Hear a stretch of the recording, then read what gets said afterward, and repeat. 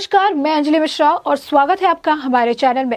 आपको बता दें कि महाराष्ट्र में इस वक्त एसटी कर्मचारियों का जो हड़ताल है वो लगातार जारी है और एसटी कर्मचारी अपने हक की लड़ाई अब भी लड़ते हुए नजर आ रहे हैं और इसी लड़ाई को लेकर अब महाराष्ट्र में सियासी घमासान देखने के लिए मिल रहा है। लगातार जो पार्टियां हैं वहां पर वो एक दूसरे पर आरोप और प्रत्यारोप लगाती हुई नजर आ रही है। अब ऐसे में अभी हाल ही फिलहाल में आपको बता दें कि भाजपा विधायक सुधीर मुनगंटीवार ने हड़ताल को लेकर एनसीपी अध्यक्ष शरद पवार और साथ ही साथ परिवहन मंत्री अनिल परब पर निशाना साधा है।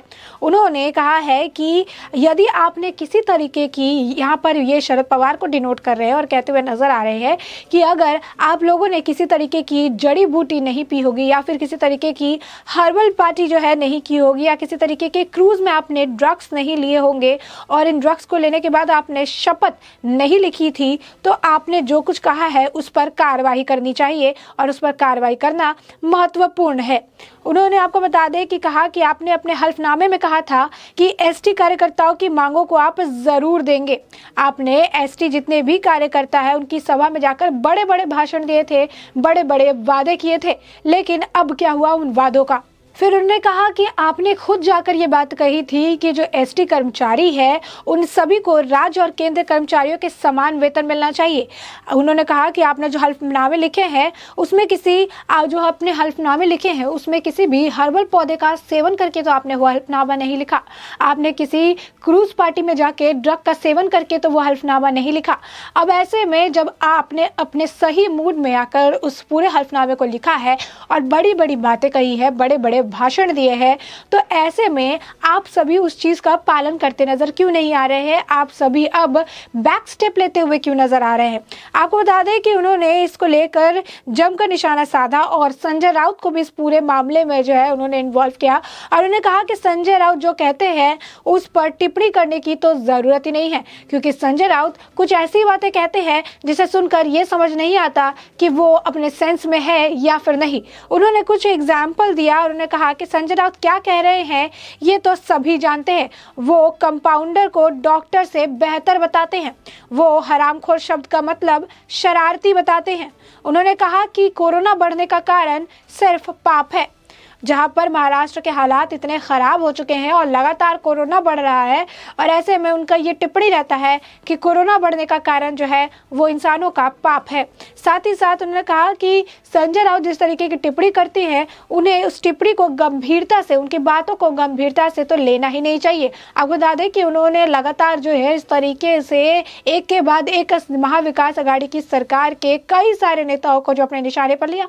उन्होंने एनसीपी के जो अध्यक्ष है शरद पवार, उसके बाद परिवहन मंत्री अनिल परब, उसके बाद संजय राउत के ऊपर निशाना साधा और इसी तरीके से तंज कसकर जो है वो कहते नजर आए। और बार बार आपको बता दें कि हर्बल सिगरेट की जो बात कही जा रही है, नवाब मलिक से जुड़ा हुआ जो है मामला है, जिसमें उन्होंने अपने दामाद को बचाने के लिए, समीर खान को बचाने के लिए जो वहां पर गांजा मिला था और गांजे से भरा हुआ सारी चीजें मिली थी, तो उन्होंने कहा था कि ये हर्बल है और ये हर्बल सिगरेट मिला है और इसी को लेकर ये पूरी तरीके से जो है सरकार पर हमलावर नजर आए और लगातार जो है इस पर तंज कसते नजर आए। इसी के साथ आपको बता दें कि संजय राउत से जब पूछा गया कि किस तरीके से उन पर बयानबाजी की जा रही है और सुधीर मुनगंटीवार जो है अपनी बयानबाजी के उनके ऊपर करते हुए नजर आ रहे हैं। आपको बता दें कि उनकी बयानबाजी के जवाब में संजय राउत का बयान भी निकलकर सामने आया, जिसमें उन्होंने कहा कि शिवसेना के साथ जो बीजेपी का गठबंधन था वो ऐतिहासिक भूल थी।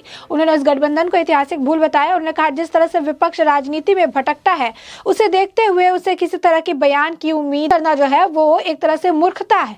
उन्होंने कहा कि मैं सुधीर मुनगंटीवार को एक बहुत ही उदार और अध्ययनशील नेता मानता था।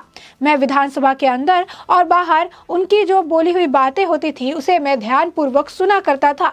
उन्होंने कहा कि लेकिन सवाल ये नहीं है कि किसके साथ जाए और किसके साथ रहे। तीनों दलों ने फैसला किया है कि महाराष्ट्र में क्या करना है और उसी हिसाब से महाराष्ट्र में सरकार जो है बढ़िया तरीके से चलती रहेगी और किसी के कुछ कहने से महाराष्ट्र की सरकार में कोई भी फल जो है, कोई भी जो आप कह सकते हैं राट देखने के लिए नहीं मिलने वाली है। तो जिसे जो भी कहना है वो आराम से कहते रहे।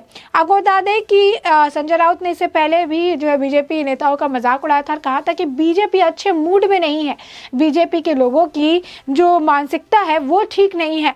क्या आप कभी जो एनसीपी के साथ जाना चाहते हैं? आप कहते थे कि शिवसेना जो है अपनी स्वाभाविक उनसे मित्रता हो सकती है, वो हमारे स्वाभाविक मित्र है।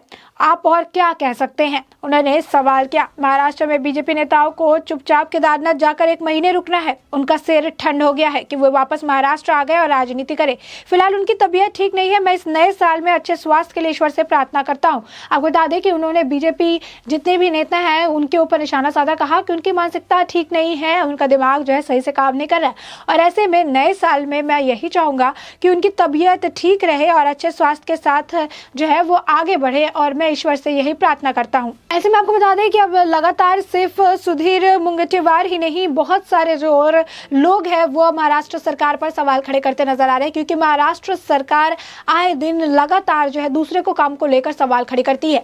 बीजेपी को लेकर सवाल खड़े कर रही थी, किसानों को लेकर बीजेपी पर निशाना साध रही थी और जब आंकड़े निकल कर आए तो महाराष्ट्र में ही सबसे ज्यादा किसानों की जो है मृत्यु हुई है, सबसे ज्यादा किसानों ने जो है वहां आत्महत्या की है। अब एसटी कर्मचारियों को लेकर भी आपको बता दें कि संजय राउत का भी बयान निकलकर सामने आया था, जिसमें वो साफ तौर पर यह बात कहते नजर आ रहे थे कि 5,000 रुपए कम नहीं होते और जितने भी उनकी सैलरी है एसटी कर्मचारियों की, उसे उस वेतन में उसमें वृद्धि नहीं की जाएगी। जिसके बाद लगातार जो है संजय राउत को लेकर जो है लोग सवाल खड़े करते नजर आ रहे थे। संजय राउत को जो है कटघरे में खड़े करते नजर आ रहे थे और पूछ रहे थे कि आखिर 5,000 के वेतन में एक परिवार कैसे चल सकता है। आखिर 5,000 के सैलरी में जो सैलरी बढ़ाने से मना कर रहे हैं, उस 5,000 में जिंदगी गुजारना कितना मुश्किल हो सकता है। वो अपने हक की मांग कर रहे हैं, लेकिन महाराष्ट्र की सरकार को अपने महाराष्ट्र से ज्यादा कई और की जो राजनीति है उसमें ज्यादा दिलचस्पी है और बीजेपी को नीचे दिखाने में ज्यादा दिलचस्पी है। और यही कारण है कि अपने घर का जो माहौल है, अपने घर की जो परेशानियां है, अपने घर के जो अंदर चीजें चल रही है वो उसे जो है इग्नोर कर रहे हैं, वो उसे अनदेखा कर रहे हैं, वो उस पर बात नहीं करना चाहते हैं, उसका उस परेशानी का कोई समाधान नहीं निकालना चाहते हैं। बजाय इसके ये लगातार जो है बीजेपी को घेरने की कोशिश करते रहते हैं। अब आपको बता दें कि एसटी कर्मचारी जो है महाराष्ट्र के इस महाविकास अघाड़ी की जो सरकार है इससे काफी ज्यादा दुखी नजर आ रही है। वो लगातार अपने तरफ से मांग की जा रही है कि उनके वेतन में वृद्धि करनी चाहिए, उनके वेतन को बढ़ाना चाहिए ताकि उनके लिए भी थोड़ी जिंदगी आसान हो जाए। अब बता दें कि राउत इसको लेकर जो है इसी तरीके से बयानबाजी करते नजर आते हैं। पवार जो है, शरद पवार का ये कहना था कि हम सारी मांगे सुनेंगे, हम सब कुछ बात करेंगे, लेकिन वेतन बढ़ाने को लेकर जो है बात नहीं की जाएगी, वेतन बढ़ाने को लेकर हम कुछ नहीं कर सकते हैं। तो आलम जो है इस वक्त महाराष्ट्र सरकार में काफी ज्यादा खराब है और जिस तरीके से महाराष्ट्र सरकार में इस वक्त देखने के लिए मिल रहा है कि वहां पर उनके लोगों की बातें नहीं सुनी जा रही है, उनके लोगों का जो है ध्यान नहीं रखा जा रहा है, उनके लोगों की जो परेशानी है उनका ध्यान नहीं रखा जा रहा है। ऐसे में महाराष्ट्र की सरकार अब कई लोगों के निशाने पर आती हुई नजर आ रही है और साफ तौर पर भाजपा विधायक सुधीर मुनगंटीवार जो है वो तो इस पूरे मामले में चुप्पी साधने को तैयार ही नहीं है और साफ शब्दों में उन्होंने ये भी कह दिया है कि जिस तरीके से हल्फनामा लिखते हैं, जिस तरीके से ये अपना शपथ लिखते हैं, कहते हैं, तो उस वक्त अगर इन्होंने हर्बल सिगरेट नहीं पिया होगा, उस वक्त जो है अगर इन्होंने किसी क्रूज पार्टी में जाकर ड्रग का सेवन नहीं किया होगा, तो साफ तौर पर जो है इन्हें अपने बातों को जो है रखने की जरूरत है, उसे पूरा करने की जरूरत है और एसटी कर्मचारियों के परेशानी का समाधान निकालने की जरूरत है। अब ऐसे में ये पूरा मुद्दा आपने जाना कि आखिर ये पूरा मुद्दा है क्या और इस पूरे मुद्दे पर जो भी आपकी राय हो हमें कमेंट सेक्शन में कमेंट करके जरूर बताएं।